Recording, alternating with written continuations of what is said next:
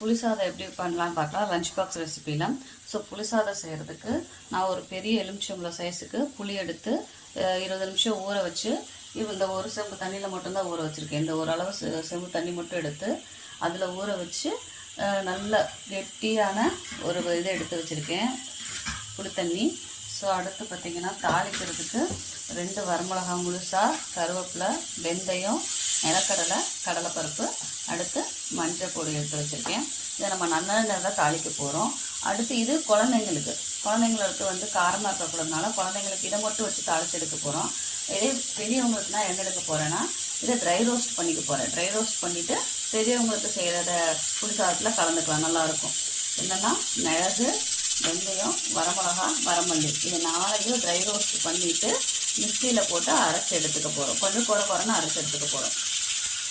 பற்ற வச்சு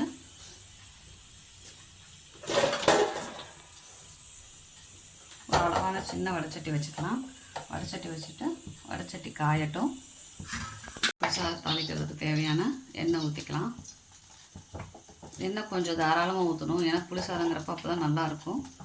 நல்லெண்ணெய் தான் நல்லா டேஸ்ட்டாக இருக்கும். நல்லெண்ணெய் ஊற்றிட்டு எண்ணெய் காயட்டும். எண்ணெய் காஞ்சனையும் ஃபஸ்ட்டு கடுகு உளுந்தம் பருப்பு போடலாம். கடுகு உளுந்தம் பருப்பு போட்டுக்கலாம். கடுகு உளுந்தம் பருப்பு பொரிச்சனையும் வெந்தயம் போட்டுக்கலாம். வெந்தயம் போட்டுட்டு ஒன்றா போட ஆரம்பிக்கலாம். கடலைப்பருப்பு போட்டுட்டு வரமிளகா போட்டலாம். வரமிளகா போட்டுட்டு நிலக்கடலை போட்டுட்டு என்ன பண்ணிக்கலாம்னா மஞ்சப்பொடி,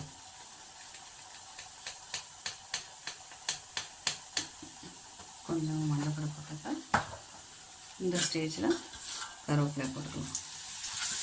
இப்போ இதெல்லாம் பொரிஞ்சு வரப்போ எடுத்து வச்சுருக்க அந்த புளித்தண்ணி ஊற்றிடலாம்.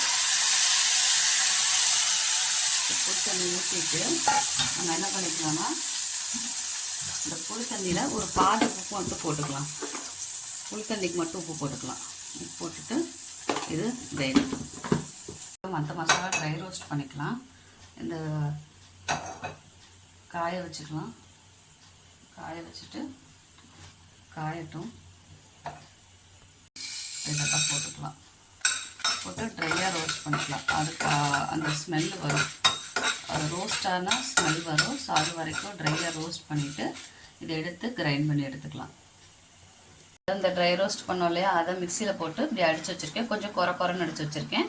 இதை வந்து தாளிக்கிறப்ப போட்டுக்கலாம். இது கிளறப்போ அந்த புளி தண்ணி வந்து தண்ணியெல்லாம் வற்றி எண்ணெய் வந்து பிரிஞ்சு வந்திருக்கா. ஸோ இந்த பதத்துக்கு வரணும். ஸோ இந்த பதத்துக்கு வரப்போ நம்ம என்ன பண்ணலான்னா ஃபஸ்ட்டு நம்ம குழந்தைங்களுக்கு தாளிக்கிறதுக்கு தனியாக எடுத்துக்கலாம். குழந்தைங்களுக்கு 2 பேருக்கு தாளிக்கிறேன். ஸோ அதுக்கு அளவான சாதம் எடுத்துக்கலாம். சூடான சாதம் எடுத்து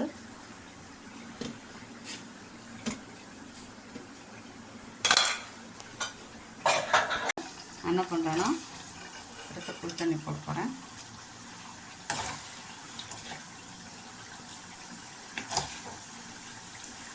அந்த எண்ணெயை போட்டுக்கலாம். தேவையான புளி தண்ணி எடுத்துட்டேன் குழந்தைங்களுக்கு. ஸோ இப்போ மிச்சம் இருக்கிறதுல நான் என்ன பண்ண போகிறேன்னா இந்த ட்ரை ரோஸ்ட் பண்ணி வச்சுருக்க பவுடர், இது பெரியவங்களுக்கு, இந்த பவுடரை போட்டு மிக்ஸ் பண்ணி இறக்கிக்கலாம். போல் இந்த அளவுக்கு எவ்வளோ வேணுமோ அதை மட்டும் தான் போட்டிருக்கேன். ஸோ அதை மிக்ஸ் பண்ணி இறக்கிக்கலாம். ஆஃப் பண்ணிடலாம். ஒரு மிக்ஸ் பண்ணால் போதும். சாதம் உப்பு போடாத சாதம் நம்ம ஆல்ரெடி இந்த புளி தண்ணியில் கொஞ்சம் உப்பு போட்டிருக்கோம். ஸோ இப்போ இந்த சாதத்துக்கு மட்டும் நான் உப்பு போடுறேன்.